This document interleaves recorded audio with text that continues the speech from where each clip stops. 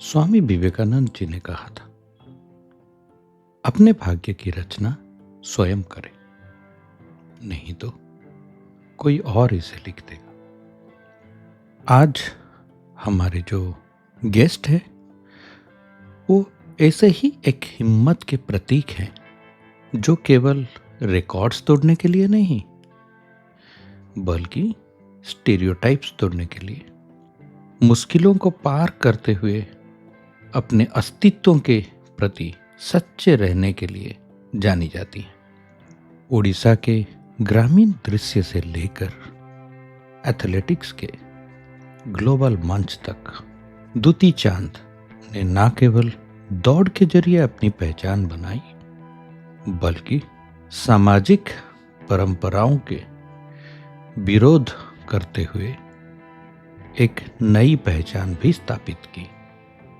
एक असली चैंपियन के रूप में उन्होंने ट्रैक पर अनेक चुनौतियों का सामना किया।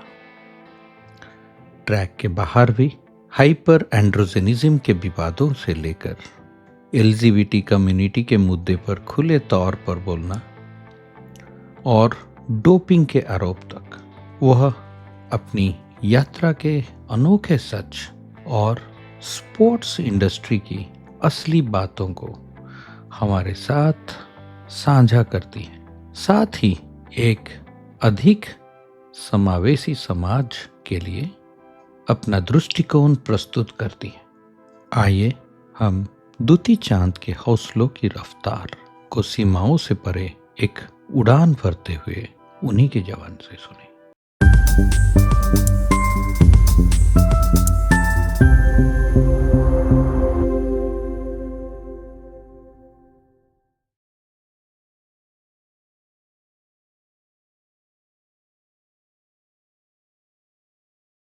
हमारा पॉडकास्ट दी हीलिंग मॉन्क में आपका स्वागत है। मैं डॉक्टर सुमन दास, आपका होस्ट। जैसे कि आप लोग जानते हैं कि हमारे इस पॉडकास्ट में मैं और मेरी टीम अच्छे अच्छे इंस्पायरिंग स्टोरीज और इंटरेस्टिंग पर्सन्स को लाने का कोशिश करते हैं। आज का एपिसोड से आगे बढ़ने से पहले मैं आप लोगों को एक रिक्वेस्ट करूंगा कि प्लीज़ सब्सक्राइब करिए, क्योंकि आपका ये जो सिंपल सा सब्सक्रिप्शन बटन को प्रेस करने से हम लोगों को बहुत बड़ा इंस्पिरेशन रहता है और हम लोग और भी अच्छे अच्छे स्टोरीज और अच्छे अच्छे इंटरेस्टिंग पर्सन्स का आपका पॉडकास्ट आपके सामने ला सकते हैं। दोस्तों, आज जो गेस्ट हमारे साथ में हैं वो एक बहुत ही हम्बल बैकग्राउंड से आए हैं और आज के दिन में वो भारत के फर्स्टेस्ट ट्रैक एथलीट के नाम से परिचित हैं। उनका ये जो सफ़र था वो हम्बल बैकग्राउंड से फर्स्टेस्ट एथलीट, फीमेल ट्रैक एथलीट होना इतना आसान नहीं था। बहुत तकलीफ़ें उन्होंने झेली है और आज हम उनका जो जर्नी है वो उनके माध्यम से आपके सामने लाएंगे। जी, मैं आपके सामने दुती चांद, जो कि ज्वेल ऑफ उड़ीसा बोल के बोला जाता है, उनको पेश करता हूँ। हेलो दुती मैडम, नमस्ते। बहुत बहुत धन्यवाद हमारा रिक्वेस्ट रखने के लिए और हमारे साथ में आज इस शो में आने के लिए बहुत बहुत धन्यवाद। तो आपका बेसिकली गांव कौन सा गांव है एग्जैक्टली? जाजपुर जिला की चक्कगोपाल गाँव। अच्छा, आप जो कब कौन सा साल में आपका जो पैदाइशी हुआ था?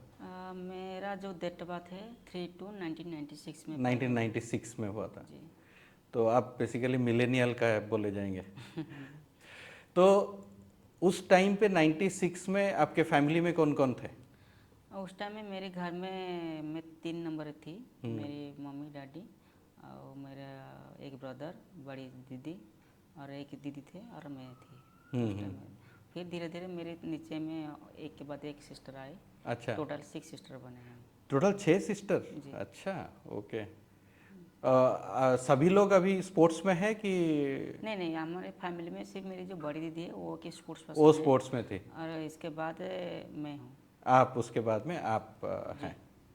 तो उस टाइम पे आप, मैं आपका एक वीडियो देखा था, इंटरव्यूज देखा था, जो कि आप बोल रहे थे कि आप खाली खाली पैर, मतलब बिना जूते के भाग रहे थे और कोई फैसिलिटी नहीं था। तो आपको किस दिन लगा कि आप एक इंटरनेशनल एथलीट बन सकते हैं? पहले तो जिस फैमिली से मैं बिलोंग कर रही थी उस टाइम में एक स्पोर्ट्स पर्सन बनना इतना आसान नहीं था। काफ़ी तकलीफ सहा मैंने, काफ़ी स्ट्रगल्स किया मैंने, काफ़ी दिक्कत का भी सामना किया मैंने। सबसे बड़ा दिक्कत था फैमिली का जो बैकग्राउंड, बहुत गरीबी थे। मम्मी पापा का जो काम था सिर्फ कपड़ा बनाने का काम है। कपड़ा बनाने का काम, साड़ी बनाते हैं हम। साड़ी बनाते थे, वीविंग वीविंग अच्छा। परिवार है।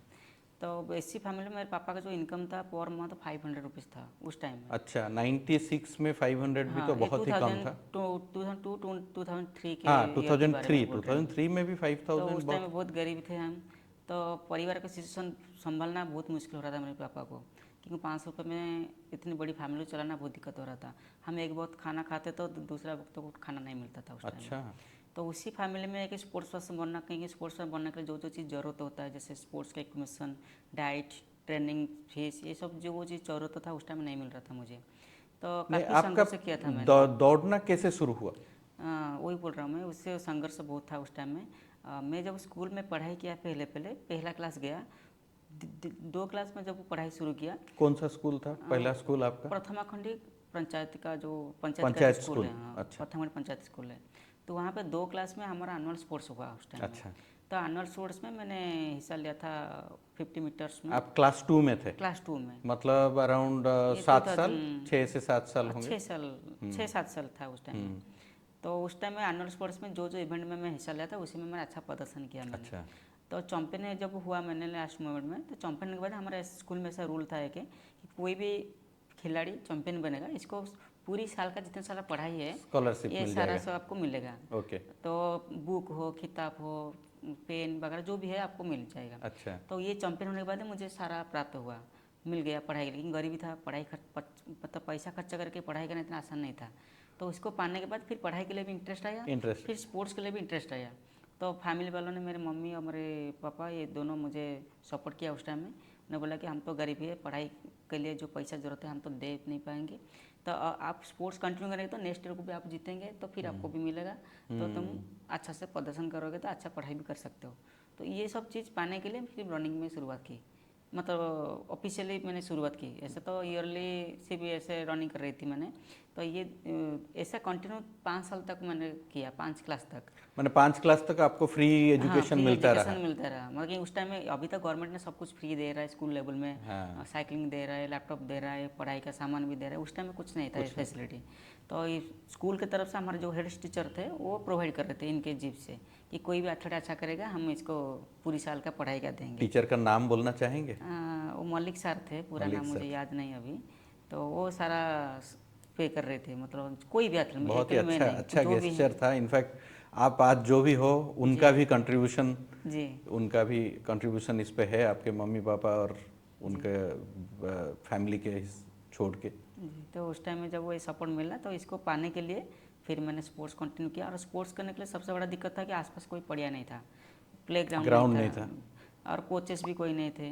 और स्पोर्ट्स कंटिन्यू करने के लिए जो जो जरूरत है स्पोर्ट्स का, जैसे पाँव में शू, कपड़ा, ट्रैक सूट, डाइट, ये चीज़ नहीं मिल रहा था उस टाइम में। ये कौन सा बना? आप जब 10 साल अराउंड थे? हाँ, उस टाइम में 2005 हो गया था। 5। तो 5 से उस टाइम में जो 5 साल जो मैंने कंटिन्यू किया गांव में, तो उस टाइम में नंगे पाँव में रोड के ऊपर रनिंग किया मैंने। हमारा जो NH 16 है, तो रोड के ऊपर रनिंग करना पड़ा मुझे, क्योंकि पाँव में शू नहीं था, इसलिए मैंने रोड में रनिंग किया। तो फिर रोड में ज़्यादा रनिंग करने के वजह मेरा नी पेन शुरू हो गया। अच्छा। तो फिर हमारा घर के पास एक फिजियोथेरेपी डॉक्टर को मैंने दिखाया था, तो उन्होंने बोला कि हार्ट में ज़्यादा रनिंग करने के वजह ये पेन शुरू हो रहा है। तो पेन को रुकाने के लिए फिर मैंने नदी के किनारे, हमारा जो ब्राह्मणी नदी है, नदी के किनारे में बालू के ऊपर रनिंग करने के लिए डॉक्टर ने एडवाइस किया। तो फिर रनिंग में बालू के ऊपर भी किया। तो फिर कभी कभी रोड में, कभी बालू के ऊपर ऐसे रनिंग कंटिन्यू किया मैंने, क्योंकि उस टाइम सबसे बड़ा दिक्कत था कि ग्राउंड नहीं था। एक आपको बहुत अच्छा बात बोलूं, आपका आज आप जो रनर हैं, इसका भी बहुत एक कंट्रीब्यूशन है आपका उस टाइम पे जो बिना शूज़ के दौड़ने का। उसका कारण क्या है, हम लोग जो रन करते हैं तो हम अगर बेयर फुट रनिंग जो बोलते हैं ना, बेयर फुट रनिंग में ना अपना पोस्चर सही रहता है। अच्छा। बेयर फुट रनिंग में अपना पोस्चर सही आ जाता है। और आपको क्या हुआ कि नॉर्मली जैसे सपोज मैं भागता हूँ, मैं भी मैराथन 42 किलोमीटर्स का मैराथन भी करता हूँ, बट हम लोग बहुत लेट शुरू किए। तो जैसे हम लोग क्या है ना, पहले हमारा पोस्चर गलत से शुरू किए, फिर अभी उसको हम करेक्ट करने का कोशिश कर रहे हैं। जी। ठीक है, आपको यूं मान लीजिए ये एक ब्लेसिंग इन डिस्गाइज होगा कि आप उस टाइम पे ना, आपको जो बेयर फुट आप दौड़े, आपको वो एक पोस्चर परफेक्टली दे दिया। जी। तो जब आप एक्चुअल रनिंग में आए तब आपको ऑलरेडी एक सही पोस्चर आ गया था। तो आप जो जूता पहनने के बाद में ना, वो आपको हेल्प किया बेसिकली। जी। जी। तो हर चीज का कुछ ना कुछ एक पॉजिटिव इफेक्ट भी रहता है। बहुत ही अच्छा, चलिए आगे बोलिए। तो उस टाइम में तो फिर नंगे पाँव में रनिंग किया। तो फिर धीरे धीरे जब अच्छा परफॉर्मेंस किया तो गवर्नमेंट स्पोर्ट्स हॉस्टल है हमारा जो जयदेव बिहार में है, कलिंग भुवनेश्वर। स्टेडियम। हाँ, भुवनेश्वर कलिंग स्टेडियम में। वहाँ पे एक इंटरव्यू निकला कि कोई भी स्कूल का खिलाड़ी जो आके गवर्नमेंट के अंडर में रहेगा, इनका रहना खाना के साथ ट्रेनिंग भी फ्री में दिया जाएगा। तो फिर इंटरव्यू देने के लिए मैं आया था 2006 में। तो पहली बार इंटरव्यू में मैंने पास हो गई थी। क्योंकि मेरा इंटरव्यू में क्या होता है स्पोर्ट्स हॉस्टल इंटरव्यू का? में फिजिकल वर्कआउट कराते हो, फिजिकल टेस्ट कराते हैं रनिंग में और हाइट वेट में, ब्रीदिंग पावर, स्टामिना, स्ट्रेंथ कितना है, ये सारा पूरा इंटरव्यू कराते हैं। अच्छा। तो ये सारी चीज़ में मैंने पास हो गई थी क्योंकि ऑलरेडी मेरा खेल पहल में जो खेला था स्कूल लेवल में, वो सारा सर्टिफिकेट मेरे पास था और इंटरव्यू में भी अच्छा प्रदर्शन भी किया। तो लेकिन एक ही कमी था उस टाइम में, मेरा हाइट नहीं था। इनको जितना हाइट चाहिए, वेट चाहिए, वो मेरे पास नहीं था। अच्छा। उनका टारगेट था कि 30 kg होना चाहिए बॉडी का। ओह। मेरा उस टाइम में 26 kg था बॉडी वेट। अच्छा। और हाइट इनका टारगेट था 3.5 कुछ था। तो उस टाइम में ज़्यादा हाइट नहीं था, सिर्फ 2.8 कुछ ऐसा था। तो जिस कारण से हाइट प्लस वेट के वजह मुझे डिस्क्वालीफाई कर दिया गया था फर्स्ट सर उसी टाइम में। कौन सा साल था ये 2006 में। 2006। तो वहाँ का जो कोच थे चित्तरंजन महापात्रा करके, वो मेरा पहला कोच है मेरी लाइफ में। तो उन्होंने मेरी बड़ी दीदी को पहले ही वर्कआउट मतलब दिया था, ट्रेनिंग दिया, सरस्वती चांद को। तो उन्होंने हमारे जो स्पोर्ट्स का डायरेक्टर है, इनको जाके इंचार्ज को रिक्वेस्ट किया था कि दूती के पास टैलेंट है, इनका हाइट वेट आज नहीं तो कल बढ़ जाएगा। इनको सबसे बड़ा कमी है कि डाइट नहीं मिल पाया, इसलिए वेट नहीं बढ़ा, हाइट भी नहीं हुआ है, लेकिन ये 6 महीना के बीच में हो जाएगा, धीरे धीरे हो जाएगा। तो फिर उन्होंने मना करके फिर मुझे वेटिंग में रख के 2 महीने से वेटिंग में रखा गया मुझे। वेटिंग मतलब आपको रखे वहाँ पे? बट हाँ, रखे मतलब टोटल 10 मतलब 10 सीट था, 10 बच्चा रह सकते हैं। तो 10 बच्चे में मेरे को 11 पोजीशन में रखा। लेकिन मेरा परफॉर्मेंस सबसे अच्छा है, लेकिन वेट के बजाय उन्होंने मुझे वेटिंग में रखा। अच्छा। और रूल ऐसा रखा उन्होंने एग्रीमेंट में कि कोई भी बच्चा निकल जाएगा तो इसके सीट में मैं रख सकती हूँ, रह सकती हूँ, नहीं तो मेरा परफॉर्मेंस अच्छा रहेगा तो मैं रख सकती हूँ कंटिन्यू। अच्छा। तो फिर मैंने 3 महीने के अंदर में उस टाइम में तो मुझे मिल गया, मुझे हॉस्टल मिल गया, रहना खाना मिला, ट्रेनिंग भी मिला। 3 महीने के अंदर में स्कूल नेशनल मतलब स्टेट लेवल में मैं चैंपियन हो गया। अच्छा, तब तक आपको परमानेंटली लिया नहीं था? नहीं था। तो आप वेटिंग में ही चैंपियन हो गए? हाँ, वेटिंग में बहुत चैंपियन। और अच्छा। बाकी जो 10 एथलीट गए थे कॉन्फर्म में रहते थे, कोई भी अच्छा प्रदर्शन नहीं किया, कोई मेडल भी नहीं मिला। हाँ, तो 3 महीने के अंदर जब मैंने बालेश्वर में हुआ था स्कूल स्टेट मीट, इसमें मैंने मेडल लिया और तीनों में मेडल लेने के बाद मेरे को नेशनल के लिए क्वालिफाई मिल गया। कौन सा इवेंट था, मतलब 100 उस मीटर? टाइम में मैं कर रही थी 800 मीटर कर रही थी, 100 मीटर और long jump, short put, 4 event कर रही थी। अच्छा, लॉन्ग जंप शॉर्ट पुट भी करते थे? हाँ, क्योंकि उस टाइम में हमारा ABC ग्रुप था। तो ABC ग्रुप में अब 4 इवेंट करना जरूरी है। ओके। तो मैं उस टाइम में पहले तो मैं मैराथन रनर थी, 5 किलोमीटर, 10 किलोमीटर, 20 किलोमीटर कवर कर रही थी मैंने। तो ये जब इवेंट चुना गया, इवेंट में मुझे 4 ऑप्शन दिया गया, तो 4 को मैंने लॉन्ग जंप, शॉर्ट पुट और 100 मीटर 800 में कर रही थी उस टाइम। अच्छा। तो उसमें जब अच्छा परफॉर्मेंस किया, मेरा क्वालिफाई हो गया मुंबई में स्कूल नेशनल था उस टाइम 2006 कौन सा साल? 2006 में। तो मुंबई स्कूल नेशनल के लिए मैंने क्वालिफाई हो गया। तो वहाँ पे जाके भी मतलब पहली बार मैं जाके फाइनल को प्रवेश किया था। अच्छा। मतलब ये जो हीट से सेमीफाइनल नॉर्मली क्या उड़ीसा से जितने लोग जाते हैं, कितने लोग फाइनल में फर्स्ट टाइम में जाते हैं? फाइनल को कोई नहीं जाता, कोई नहीं जाता है? नहीं, सब हीट्स में आउट हो जाते थे। हाँ। और उड़ीसा से मैंने एक ही एथलीट गया था मैंने, मतलब मेरे इवेंट में। ओके। तो उस टाइम जब अच्छा प्रदर्शन किया, फिर उस टाइम और एक लड़की भी था जो उसको तबीयत थोड़ा ख़राब हुआ, तो उन्होंने फैमिली वाला आके इसको हॉस्टल से ले गया, तो इसका सीट खाली हो गया, तो मेरे को फिर परमानेंट रखा गया। तो फिर मैंने धीरे धीरे ट्रेनिंग किया। 2006 में इतना अच्छा प्रदर्शन नहीं किया, मतलब मेडल नहीं रहा नेशनल लेवल में, लेकिन 2007 से बिहार में पटना में हुआ पहला ईस्ट जोन। 2007 से अभी तक कंटिन्यू मेडल है मेरा, कहीं पे भी मना रहा अब तो 1500 मेडल हो गए। हाँ जी जी जी, बहुत बहुत ये अचीवमेंट कुछ छोटा बात नहीं है। नहीं। 2006 से आप शुरू किए, जबकि आपका उम्र क्या था उस टाइम पे? उस टाइम 12 साल। 12 साल था। और बहुत ही अच्छा आपका जो जर्नी आज तक रहा। एक चीज़ मैं पूछना चाहता हूँ कि आप स्प्रिंटिंग में क्यों ये किए, क्यों चूज़ किए स्प्रिंटिंग को? जैसे 5 किलोमीटर का रन भी रहता है, 10 किलोमीटर का रन भी रहता है। जैसे आपका अविनाश साबले है, वो तो 10 किलोमीटर का रन में पार्टिसिपेट करते पहले हैं। स्कूल लेवल में जब मैंने रनिंग कर, जब वो स्पोर्ट्स हॉस्टल में मैंने आया, मैंने स्पोर्ट्स हॉस्टल में यहाँ पे कोच थे, स्प्रिंट का कोच थे, मिडिल रनर के कोच थे, बाकी लॉन्ग डिस्टेंस कोच कोई नहीं थे। जब मैंने स्पोर्ट्स हॉस्टल में ज्वाइन किया, मेरा जो पहला कोच है चित्रंजन महापात्र सर ने, उन्होंने बोला कि लॉन्ग मतलब मैराथन भागने के लिए आपको जितना हेल्थ चाहिए, जितना स्टेमिना चाहिए, वो आपके पास अभी नहीं है। अभी बच्चा है तो भाग लेगी, लेकिन धीरे धीरे वो वीक हो जाएगी, क्योंकि मतलब हाइट थोड़ा चाहिए। लेकिन जो मैराथन रनिंग करते हैं उनको हाइट थोड़ा ज़्यादा रहता है, फ्रीक्वेंस पावर थोड़ा रहता है। तो इसलिए मेरे कोच ने बोला कि तू 400 800 2 इवेंट करो, आपको अच्छा रहेगा। उस टाइम में मैंने 400 तो शुरुआत नहीं की थी, 800 1500 कर रही थी मैंने। अच्छा। तो जब इवेंट को चुना गया, मैं वो 2 इवेंट को चुना था मैंने, 800 1500, और बीच बीच में 400 रिले भी कर रही थी मैंने। उस टाइम पे आपका 800 का टाइमिंग क्या था? 2.25। 2.25, माय गॉड, बहुत ही अच्छा है। उस टाइम लंदन ओलंपिक के लिए भी मैं सिलेक्ट हुई थी 2012 जूनियर अंडर, हाँ, जो जूनियर ओलंपिक जो जूनियर रहता ओलंपिक के है। लिए ओके। 2012 में। लेकिन मेरा वीज़ा के कारण से मैं नहीं जा पाई, क्योंकि मेरा वीज़ा नहीं था उस टाइम में, ओ, पासपोर्ट नहीं था मेरा। पासपोर्ट नहीं था। हाँ, क्योंकि पासपोर्ट बनाने के लिए एज भी नहीं हुआ था उस टाइम में, और फैमिली का भी था। और पासपोर्ट बनने के लिए उस टाइम में, अभी तो हाथों हाथों में दे देते हैं तत्काल में, उस टाइम में पासपोर्ट बनने के लिए 2 महीना नहीं, लगता बहुत था। मुश्किल था। आप जो बोल रहे हो मुझे पता है, क्योंकि मेरा फर्स्ट पासपोर्ट जो है मैं 2003 में बनाया था। मैं जानता हूँ कितना मुश्किल से बनाया जाता है उस टाइम पे। तो जिस कारण से मेरा टीम चला गया, मैं नहीं जा पाई उस टाइम। ओके। नहीं तो आपका उस टाइम का एक हाँ, उस टाइम में ओलंपिक मेडल इंडिविजुअल मैंने क्वालिफाई किया था, तो वो तो 2012 में मेरा नहीं हुआ। फिर 2013 में एशियन चैम्पियनशिप हुआ था पुणे में, उसमें भी मेडल दिया।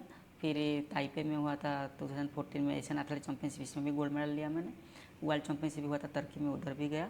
तब कंटिन्यू धीरे धीरे तो रहा जैसे junior level में। स्पोर्ट्स हॉस्टल में आप जब शुरू किए, ठीक है, एक स्पोर्ट्स पर्सन को जो हम तो देखते हैं कि वो मेडल मिला, बट उससे पहले बहुत कुछ उसको प्रिपरेशन रहता है। जी जैसे मेंटल प्रिपरेशन हो गया, डाइट का प्रिपरेशन हो गया।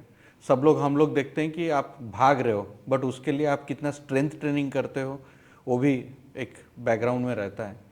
क्या स्पोर्ट्स हॉस्टल में ये सब चीज़ें भी इंडिविजुअली सिखाया जाता था? मैं जिस टाइम में पोस्ट हॉस्टल में थी, मेरी कोच जो बोलता था मैं करती थी उस टाइम में। मतलब कौन सी मसल को कौन सी एक्सरसाइज ज़रूरत है वो मुझे इतना मालूम नहीं था, क्या क्या डाइट लेना चाहिए वो भी मालूम नहीं था। कोच बोल दिया कि तुमको 100 किलोमीटर को 5 बार भागना है, तो 5 बार भागती थी मैंने। कोच बोल दिया कि तुझे वेट ट्रेनिंग में बेंच प्रेस तुझे 60 kg लगाना है या 40 kg लगाना है, मैं करती थी। लेकिन मुझे ये खुद को भी पता नहीं चलता कि ये सब करने से मेरा कौन सी पावर, कौन सी मसल डेवलपमेंट हो रहा है।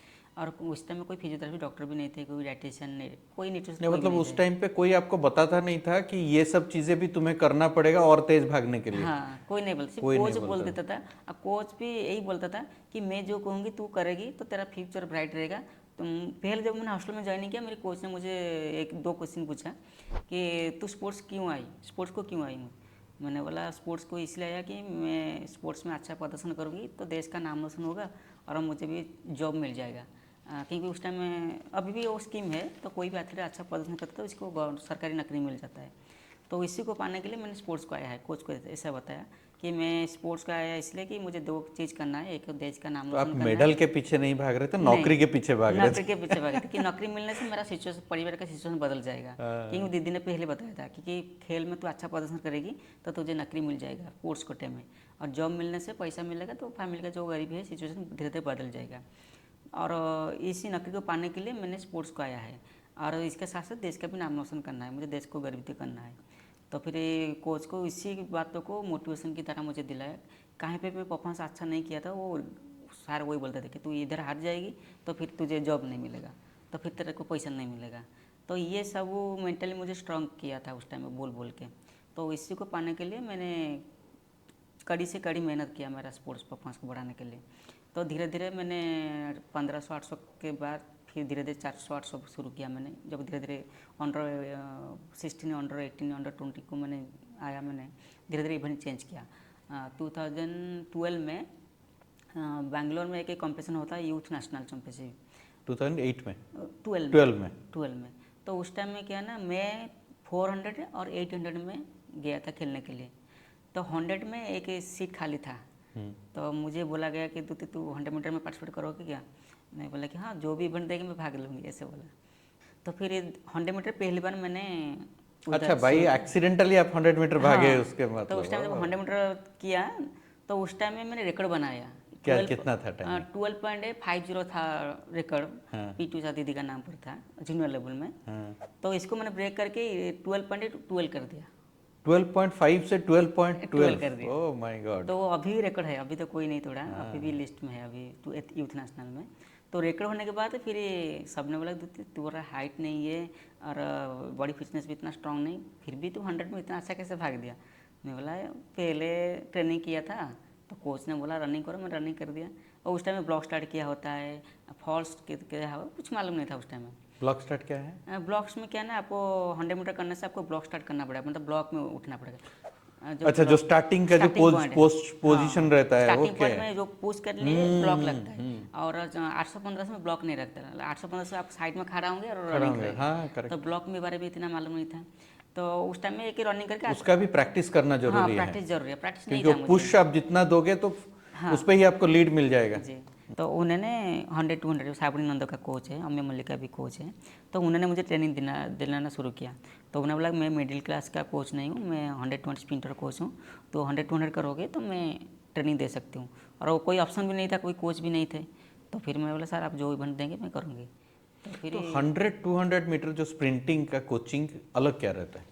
कोचिंग में ज़्यादा जिम एक्सरसाइज रहता है, फ्रीक्वेंस पावर बनाने के लिए स्पीड वर्कआउट करते हैं, जैसे 20 मीटर, 30 मीटर, 40 मीटर, 50 मीटर, इसको ऑल आउट के तरह रिपीटेशन लगाना पड़ता है। जिम में भी हेवी जिम करना पड़ता है। और मतलब अब चेंजेस हो गया क्या ना, जब मैं मिडिल रनिंग कर रही थी 400-800 कर रही थी 1500, उस टाइम में सिर्फ लॉन्ग भागते थे, मतलब 5 किलोमीटर 10 किलोमीटर डेली, मतलब हर दिन मॉर्निंग में रनिंग करना पड़ता था मुझे। अच्छा। लेकिन 100 मीटर में क्या हो गया ना, वो लॉन्ग रनिंग बंद हो गया, शॉर्ट को आ गया मैंने। शॉर्ट में जितना सारा रनिंग है, शॉर्ट में जितना सारा फ्रीक्वेंस पर देता है, हर्डल एक्सरसाइज हो, स्टेबिलिटी एक्सरसाइज हो, जिम का हो, ये सारी करना पड़ा मुझे। अच्छा। तो फिर 100-200 2012 से अभी तक 100-200 में कर रहा हूँ। और रिले भी। स्प्रिंटर्स के लॉन्ग रन भी करते हैं? नहीं, नहीं, लॉन्ग रन जरूरत नहीं है, जैसे only endurance maximum to maximum 8 kilometre करते हैं। 5 से 8 हाँ, वो किलोमीटर। भी ऑफ सीजन के टाइम है, हमारा नवंबर से लेके जनवरी तक ऑफ सीजन चलता है। अच्छा, हाँ, नवंबर से जनवरी? हाँ हमारा मैराथन में वो सीजन रहता है। हाँ हमारा वही ऑफ सीजन में जितने सारे लॉन्ग वर्कआउट है हम करते हैं। अच्छा, ओके। और फिर जब वो फरवरी फास्ट शुरू हो जाता है तो धीरे धीरे स्पीड विथ इंड्योरेंस, मतलब लॉन्ग और शॉर्ट मिल के रनिंग करते हैं। अच्छा। जैसे 200 मीटर 100 मीटर रिपीटेशन लगाते, 10 मिनट वार्म अप करते, बहुत सारा एक्सरसाइज जो रहता है इसमें स्पीड को ज़्यादा ऐड करते हैं। तो जैसे कोई इवेंट, जैसे कोई रन से पहले जैसे वार्म अप करना, उसके बाद में उस वार्म अप से पहले आपको क्या डाइट लेना ज़रूरी है, और रन के टाइम पे आपका हाइड्रेशन कैसा मेंटेन होना है, या तो रन के बाद में रिकवरी के लिए क्या डाइट, ये सब बोला जाता है आपको? हाँ, जब नेशनल कैंप आप रहेंगे तो आपको पूरा शेड्यूल के हिसाब से आपको प्रोवाइड किया जाएगा।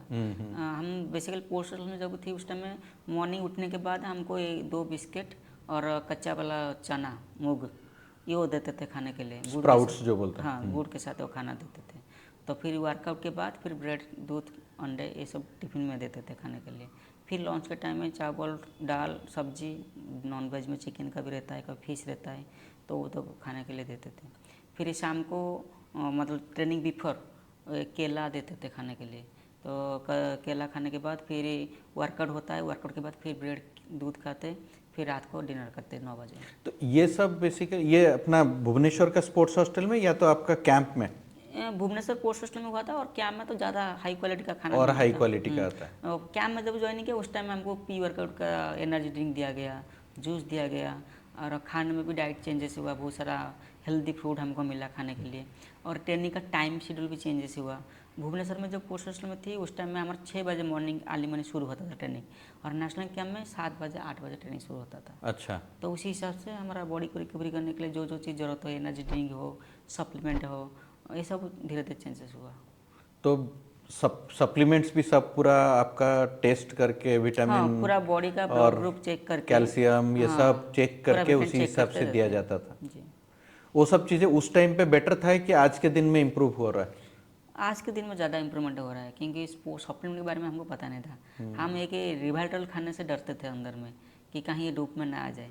अच्छा, लेकिन अभी तो डोप चीज़ काफ़ी फैल रहा है पूरा, मतलब क्या खाने से जल्दी ताकत बढ़ेगा, मतलब स्पीड बढ़ेगा, ये तो काफ़ी इम्प्रूवमेंट हो गया है। और आपका ये जो डोप का इशू आया था कब आया था? ये अभी 2012 में, जब मैंने 22 में 22 हाँ, में आया मेरा जो इंजरी के लिए जो मेडिसिन लिया था उसमें, मतलब हमारा रूल ऐसा है 80% तक कोई भी मेडिसिन ले सकते हो, मेरा 90% था जो एक चीज़ मिलीग्राम। मेरा मानना है कि अगर हम एक टॉप एथलीट हैं जी, तो आपको कोई वैसा होना चाहिए कि जिसको आप पूछ के आपका कोई भी मेडिसिन हो लेना पड़ेगा, वैसा नहीं बेसिकली है? हमारा जो नाडा का जो रूल रेगुलेशन है बहुत टाइट है, बहुत क्रिटिकल है। आप रूल को फॉलो करेंगे तो आप वो जिंदा नहीं रह सकते, क्योंकि बहुत सारा ऐसे आता है, सोचो कि आपका एक्सीडेंट हो गया, आप वो इमीडिएटली मेडिसिन नहीं ले सकते, इनको पहले इन्फॉर्मेशन करना पड़ेगा कि हम ये मेडिसिन ले रहा हूँ, इन्फॉर्मेशन कैसे करना मेल पड़ता है? करना पड़ेगा। अच्छा, वो रिप्लाई करते हैं मेल को? हाँ करते, 1 दिन 2 दिन लग जाता 2 है दिन के बाद हाँ, में, बट तब तक तो तो आपको बॉडी पेन में हो रहा तो होगा हाँ ना? पेन होगा। तो मुझे, और इनका जो गाइडलाइन है वो बेसिकली एथलीट को इतना बताए नहीं थे उस टाइम में।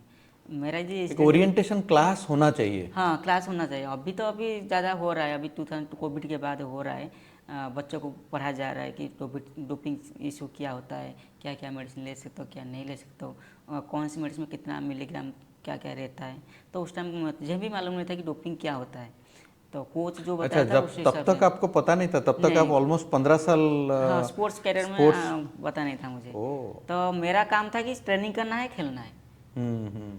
और बाकी जो सप्लीमेंट के बारे में हो या डाइटिशियन के बारे में हो, ये डॉक्टर लोग थे, वो लोग बताते थे कि आपको ये नहीं खाना, वो जैसे नहीं बोला जाता है कि स्पोर्ट्स में लोग स्टेरॉइड्स लेते हैं, क्या सच है? खाना। हाँ लेते, जो एक्सपर्ट रहते वो लोग लेते। बट उस पे भी वो डोपिंग में आ सकते हैं। हाँ डोपिंग में तो हर चीज़ डोपिंग में आ रहा है। आप पेन किलर पे भी नहीं खा सकते, कॉफ़ी 300 मिलीग्राम से आप 400 मिलीग्राम पी नहीं सकते कॉफ़ी। अब पहले के ना 1000 mg तक आप पी सकते थे कैफीन, अभी अलाउ नहीं है। आपका बॉडी में काफ़ी ज़्यादा आएगा तो आपको बैन कर देंगे। पहले सजा था एथलीट को 6 मंथ से फिर हो गया 1 ईयर, तो अभी हर एथलीट को 4 ईयर कर दिया बैन नाडा ने।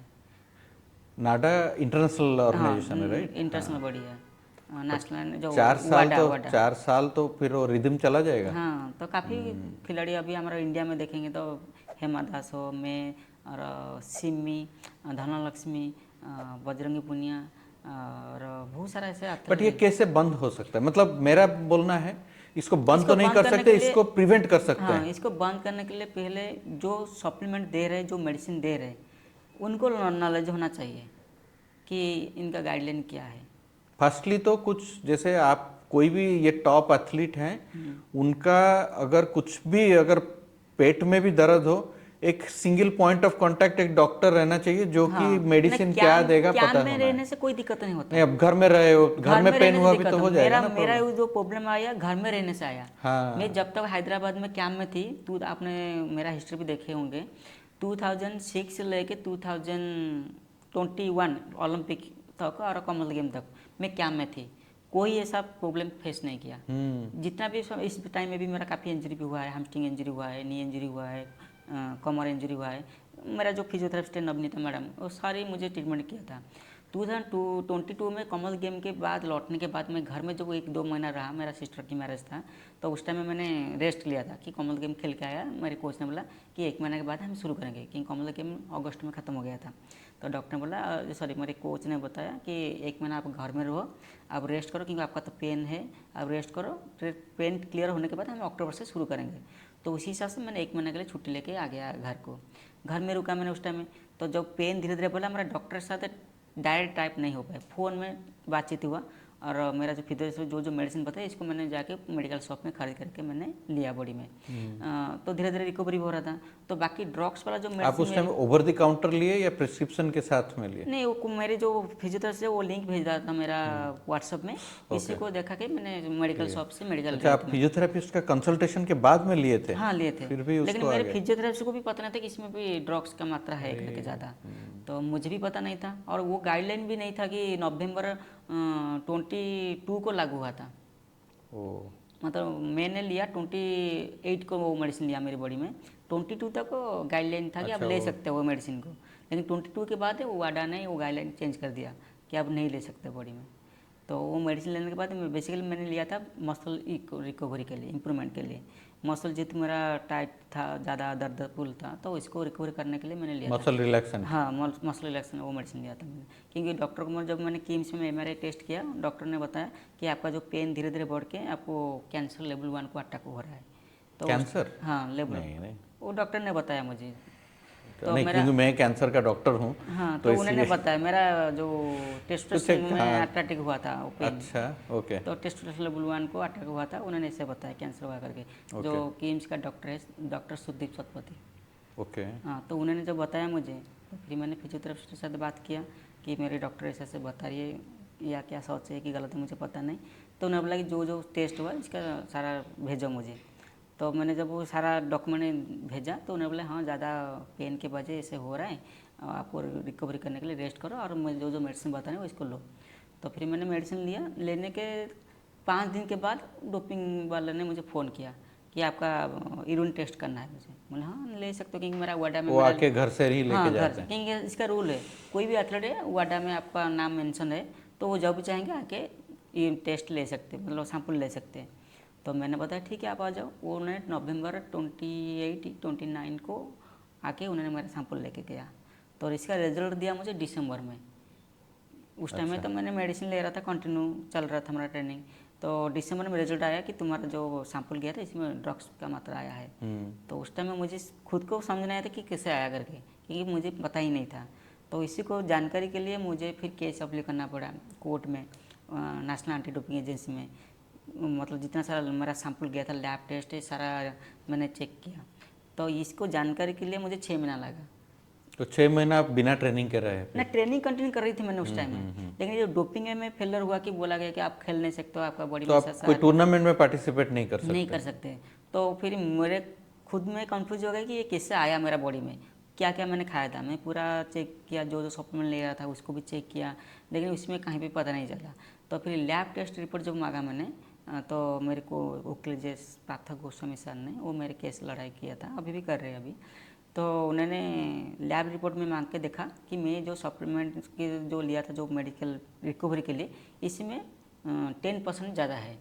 मतलब जो मेडिसिन मैंने खाया था इसमें 80% तक छूट है कि 80% तक एक एथलीट ले सकते हैं, उसी में 90% था। तो 10% ज़्यादा था उस टाइम में। तो इसी कारण से उन्होंने मुझे बैन लगा गया। और नाडा का ये रूल था 2022 में। तो अभी 2 साल हुआ। हाँ, 2 साल। तो नाडा का रूल ऐसा है कि आप कुछ भी मेडिसिन लो इनको मेल करना पड़ेगा, क्योंकि जब मैंने ड्रग्स का मेडिसिन नहीं लिया तो मैं क्यों मेल करूँ, तो इसलिए मेल नहीं किया था मैंने। और 7 डेज के अंदर में जो जो मेडिसिन लेना चाहिए आप मेंशन कर सकते हैं, और उस टाइम में मैंने मेंशन किया था कि ये मेडिसिन लिया करके।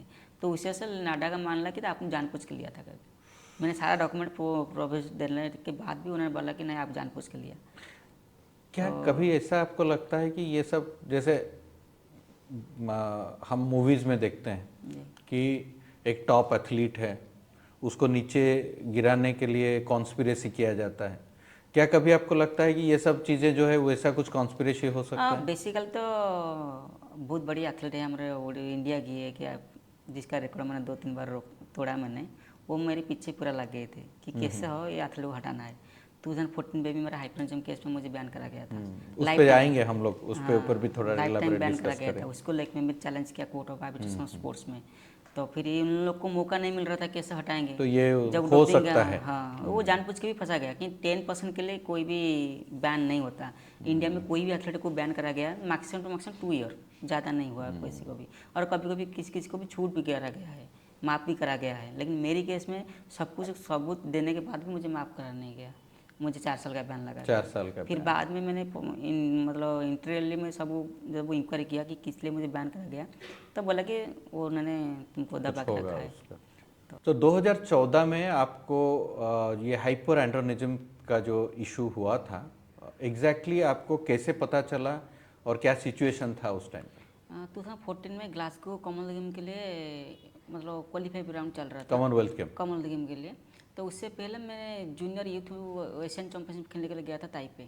वहाँ पे मैंने 200 मीटर और 4x4 मिडिल रिले में मैंने गोल्ड मेडल हासिल किया था। और टाइमिंग के हिसाब से मेरा कॉमनवेल्थ गेम के लिए सिलेक्शन हो गया था, Asian game plus Commonwealth game के लिए। तो आने के बाद 20 दिन के अंदर में मैंने बेंगलोर कैंप में जाके ज्वाइनिंग किया टीम में जाने के लिए। तो उससे पहले मैंने पटियाला में रह के ट्रेनिंग कर रही थी मेरे कोच के पास, जो नागपुर रमेश सर। तो मेरी चीफ कोच जो थे बहादुर सिंह सर ने, उन्होंने मुझे बताया कि आप बैंगलोर चले जाओ, वहाँ पे रह के ट्रेनिंग करो 20 दिन, क्योंकि वहाँ से ट्रेनिंग जो कॉमनवेल्थ गेम के लिए टीम जाएगा। तो फिर इनका लेटरल पाने के बाद फिर मैंने बैंगलोर चला गया।